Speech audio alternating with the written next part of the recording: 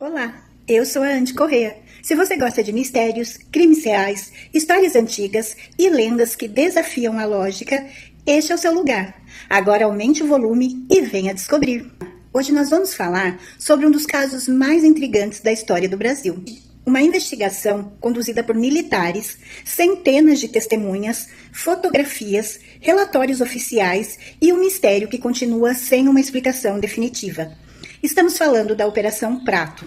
Durante meses, moradores de pequenas comunidades do Pará afirmaram que luzes misteriosas cruzavam o céu durante a noite, mas elas não eram vistas apenas de longe. Segundo diversos relatos, essas luzes desciam, aproximavam-se das pessoas e, em alguns casos, deixavam marcas físicas. A situação chamou tanta atenção que a própria Força Aérea Brasileira decidiu investigar. Mas por que uma instituição militar mobilizaria uma operação inteira para acompanhar esse fenômeno? E o que realmente foi encontrado? É isso que nós vamos descobrir hoje. Antes de continuar, já deixe seu like, inscreva-se no canal e conte nos comentários. Você acredita que todos os fenômenos têm uma explicação? Ou acha que existem casos que desafiam a ciência? Apague a luz, aumente o volume e vamos começar.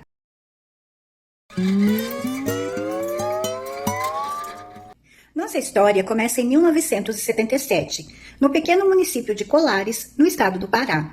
Era uma comunidade simples, cercada por rios, florestas e praias. As noites eram tranquilas, até que tudo mudou. Moradores começaram a relatar a presença de luzes intensas sobrevoando a região.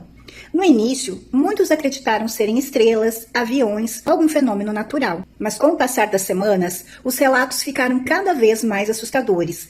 As luzes pareciam inteligentes, mudavam de direção rapidamente, permaneciam imóveis no céu e, segundo as testemunhas, aproximavam-se lentamente das pessoas. Foi então que surgiu um apelido que ficou conhecido em todo o Brasil: o chupa-chupa. Segundo muitos moradores, essas luzes, elas emitiam um feixe luminoso que parecia atingir as vítimas. Algumas pessoas relataram sensação de calor intenso, fraqueza e pequenas lesões na pele. Outras disseram ter acordado sem entender o que havia acontecido. O medo tomou conta da cidade. Houve famílias que passaram a dormir reunidas. Alguns evitavam sair de casa à noite. Outros improvisavam fogueiras, acreditando que o fogo afastaria as luzes. O assunto deixou de ser apenas uma lenda local. Algo realmente estava acontecendo. O número de relatos aumentava cada semana. As autoridades locais já não conseguiam ignorar o que estava acontecendo. Moradores procuravam delegacias, postos de saúde e até líderes religiosos em busca de ajuda. O medo havia tomado conta de Colares e de comunidades vizinhas. A situação chegou ao conhecimento da Força Aérea Brasileira. Foi então que uma decisão incomum foi tomada. Militares seriam enviados à região para investigar oficialmente os fenômenos. Nascia a Operação Prato. O nome pode parecer curioso, mas segundo diferentes interpretações, fazia referência ao formato de disco descrito por muitas testemunhas. A missão foi coordenada pelo então capitão Wirange Holanda, acompanhado por uma equipe especializada. Os militares chegaram preparados, levaram câmeras fotográficas, filmadoras, equipamentos de observação, material para registrar cada detalhe. O objetivo era simples: observar, documentar e descobrir se havia uma explicação para aqueles acontecimentos. Durante semanas, a equipe percorreu praias, rios e pequenas comunidades. Conversavam com pescadores, agricultores, donas de casa, professores, crianças. Os relatos eram surpreendentemente parecidos. Mesmo pessoas que nunca haviam se encontrado descreviam luzes com comportamentos semelhantes. Algumas falavam de objetos circulares, outras de luzes alongadas. Havia quem dissessem que elas mudavam de cor. E havia também quem afirmasse que os objetos desapareciam em alta velocidade sem produzir qualquer ruído. Para os militares era essencial separar boatos de fatos. Por isso, cada depoimento era registrado com cuidado. Enquanto isso, todas as noites a equipe permanecia em pontos estratégicos, observando o céu. E então, algo inesperado começou a acontecer. Segundo documentos produzidos durante a missão, os militares relataram diversos avistamentos de luzes e objetos não identificados. A equipe realizou fotografias e elaborou relatórios detalhados sobre o que observava. Esses documentos permaneceram sob sigilo durante muitos anos. Quando parte deles se tornou pública, Décadas depois, pesquisadores e curiosos ficaram impressionados com a quantidade de registros produzidos durante a operação. Os relatórios descreviam horários, condições do tempo, posição dos objetos, movimentos observados e, em alguns casos, desenhos feitos pelos próprios militares para ilustrar aquilo que haviam visto. É importante destacar que registrar um objeto voador não identificado não significa concluir que ele tem origem extraterrestre. Objeto não identificado quer dizer apenas que, naquele momento, não foi possível determinar exatamente o que era. Mesmo assim, a existência desses documentos alimentou ainda mais o mistério. Afinal, se não havia nada de incomum acontecendo, por que dedicar tantos meses a uma investigação? Por que produzir tantos registros? Essas perguntas continuam sendo feitas até hoje, e elas nos levam a outro aspecto fascinante dessa história: os relatos dos próprios moradores que afirmavam ter sido atingidos pelas misteriosas luzes. Enquanto os militares observavam o céu, a rotina dos moradores continuava cercada pelo medo. Muitas pessoas evitavam sair depois do anoitecer. Pescadores mudavam seus horários de trabalho. Famílias inteiras fechavam portas e janelas assim que o sol se punha. Mas o que mais chamava atenção eram os depoimentos. Diversas testemunhas afirmavam ter visto feixes de luz descendo lentamente do céu.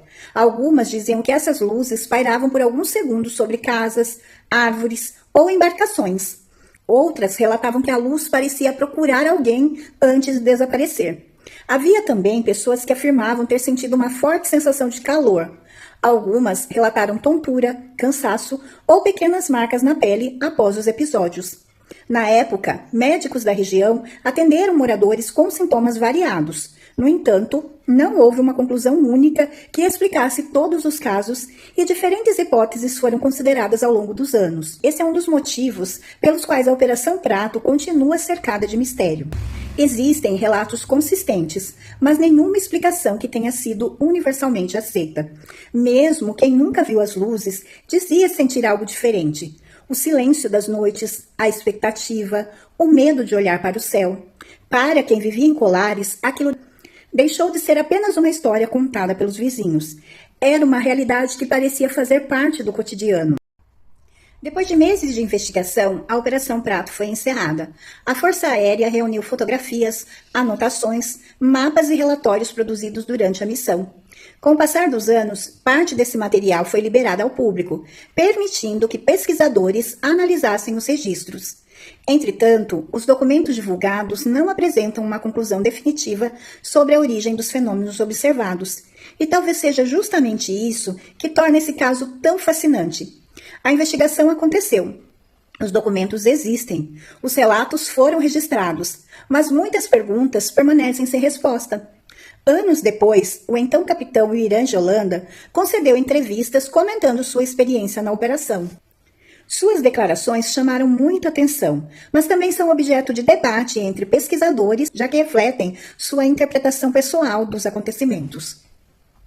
Até hoje, estudiosos, historiadores, ufólogos e céticos continuam analisando o caso. Alguns acreditam que tudo possa ter sido o resultado de fenômenos naturais ainda pouco compreendidos. Outros defendem que as luzes têm origem tecnológica desconhecida. E há quem veja na Operação Prato um dos episódios mais intrigantes da ufologia brasileira. Quase 50 anos se passaram. As noites em Colares voltaram a ser tranquilas, mas as histórias continuam vivas. Os documentos permanecem disponíveis para quem deseja estudá-los.